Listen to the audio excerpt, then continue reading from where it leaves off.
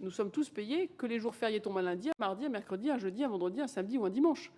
Ce que je dis, c'est que ces jours travaillés, nous souhaitons que la richesse qu'ils vont générer soit répartie entre les travailleurs, intéressement, participation, partage de la valeur, salaire, entre l'État, 4,2 milliards, c'était notre estimation de combien les entreprises pouvaient contribuer au vu de la richesse créée, et évidemment, ensuite les entreprises qui ont, s'il y a un solde, ont le solde. Mais vous voyez, ce qui est important, c'est qu'on refasse le lien entre le travail qui crée des richesses et les richesses qui permettent de partager ce produit. C'est la discussion qui a lieu actuellement avec les partenaires sociaux. Madame la ministre, juste sur cette question, ce qu'elle est fondamentale.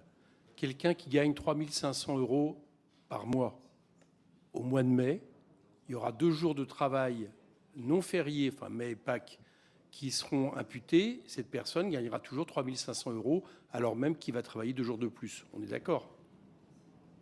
Donc c'est le cœur de la consultation, mais je vous fais un exemple, Monsieur le Président. Répondez-moi. Est-ce qu'on est d'accord avec ce que je viens de vous dire? Mais je vais vous faire un exemple et comme ça vous allez voir. Non. Répondez-moi, est-ce que vous êtes d'accord avec ce que je viens de vous dire? Est-ce que je suis d'accord avec quoi? Avec le fait que quelqu'un qui gagne 3 500 € par mois, d'accord, il va travailler le 8 mai en plus, qui était férié jusqu'à maintenant, son salaire sera toujours 3 500 € à la fin du mois de mai. D'accord? Non, parce que nous voulons précisément que la richesse créée fasse du partage de la valeur. Non, attendez, ne parlez pas de primes et autres. Je vous parle de salaire.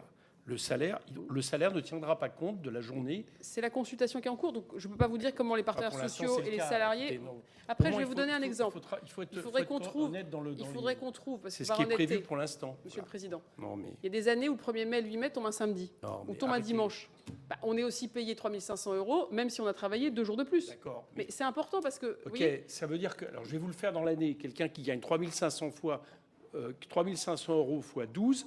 il va travailler 2 jours de plus et ces 2 jours ne feront pas 2 jours de salaire en plus. Voilà, c'est tout. Vous savez que tous les 1er janvier... Mais au moins, assumez-le. Parce que... Moi, mon choix, c'est que la richesse créée soit partagée entre l'État, les salariés... J'ai compris, mais c'est une réponse importante parce que depuis hier, je peux vous dire que c'est le débat et donc c'est la réalité des choses. Ce n'est pas la même chose qu'une autre mesure que vous avez annoncée qui dit qu'on va monétariser, on pourra monétariser la 5e semaine de congé payé. Là, c'est différent. Là, ce qui va se passer, c'est que les gens vont avoir 2 jours de congé, de jours fériés en moins pour les gens qui ne travaillaient pas. Et ces 2 jours fériés, ils vont devoir travailler, leur salaire ne changera pas. Je voudrais, Monsieur le Président, juste verser à la sagacité collective un élément. Tous les 1er janvier, nous recevons le tableau de où sont positionnés les jours fériés.